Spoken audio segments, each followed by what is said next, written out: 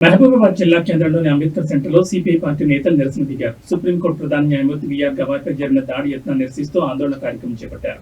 నిందితుని కఠినంగా శిక్షించాలని డిమాండ్ చేశారు.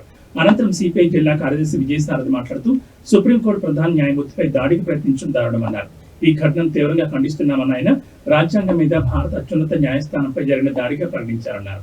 నిందితుని కఠినంగా శిక్షించాలని, అలాగే భవిష్యత్తులో ఇలాంటి ఘటనలు పునరావృతం కాకుండా చర్యలు చేపట్టాలని డిమాండ్ చేశారు. నిన్న సుప్రీంకోర్టు ప్రధాన న్యాయమూర్తి బిఆర్ గవాయ్ పైన రాకేష్ అనేటువంటి న్యాయవాది జరిపినటువంటి దాడి యత్నాన్ని తీవ్రంగా సిపిఐ పార్టీ ఖండిస్తూ ఉన్నది. ప్రధానంగా ఇవాళ రాజ్యాంగం పైన దాడికి అనేక శక్తులు పూనుకుంటున్నాయి. మతతత్వ శక్తులు ఇవాళ బెట్రెగిపోతూ ఉన్నాయి. తమకు అనుకూలమైనటువంటి తీర్పులు రాకపోతే, తమ అనుకున్నట్టుగా తీర్పులు ఇవ్వకపోతే ఇవాళ దాడులు చేయాలనేటువంటి ప్రయత్నాన్ని తీవ్రంగా ఖండిస్తూ ఉన్నాం.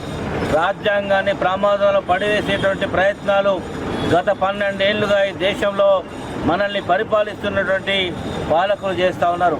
అందుకు ఊతమిచ్చేటువంటి విధంగా ఇవాళ ఈ యొక్క ఘటన తారాస్థాయికి చేరి ఒక పరకష్టగా మారినటువంటి విషయాన్ని మీ దృష్టికి తీసుకొస్తా ఉన్నా. రాజ్యాంగంలో ఉన్నటువంటి విలువలు, రాజ్యాంగాన్ని, వ్యక్తి స్వేచ్ఛ, వ్యక్తికి సంబంధించిన అనేకమైనటువంటి అంశాలను ఇవాళ తుంగలో దొక్కే ప్రయత్నాలు చేస్తూ ఉన్నారు. సుప్రీంకోర్టు సిజేఐ ప్రధాన న్యాయమూర్తి అంటే తమ ప్రభుత్వానికి సంబంధించిన వ్యక్తిలాగా ఆయన వినాలనేటువంటి ఒక అభిప్రాయాన్ని ఇవాళ పాలకులు చేస్తున్నటువంటి వేళ ఇటువంటి ఘటన జరగడం దురదృష్టకరం.